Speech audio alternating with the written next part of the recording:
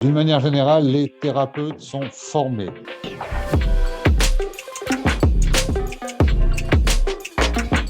En allant sur leur site internet, déjà, vous pouvez avoir des informations sur ce que le thérapeute ou la thérapeute propose, quelles sont ses spécialités, son mode de fonctionnement.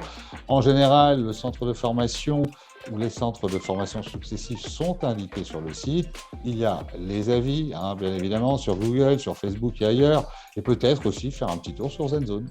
Je dirais que la première chose, c'est de faire des petites recherches sur Internet. On a des réponses à peu près tout aujourd'hui, entre YouTube et Google. On peut peut-être aussi en parler autour de soi, des amis, de la famille qui a peut-être eu recours à la médecine naturelle. En parler peut-être également à son médecin généraliste. Et là, il y a deux écoles. Certains médecins trouvent les médecines douces intéressantes et complémentaires à un traitement médicamenteux. Donc, ils vont vous orienter vers une discipline ou une autre, et peut-être même sur un praticien ou un autre. Après, vous avez des médecins qui considèrent la médecine douce comme une médecine concurrente et qui ne vous donneront pas de conseils particuliers.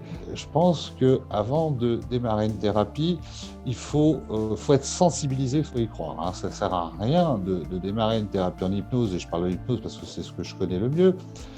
Si on n'est pas sensibilisé, si on n'y croit pas, ça fonctionnera très difficilement. En général, le consultant perdra son temps et son argent. Après, voilà, il faut être sensibilisé par une médecine ou une autre, et puis faire des petites recherches, se renseigner autour de soi.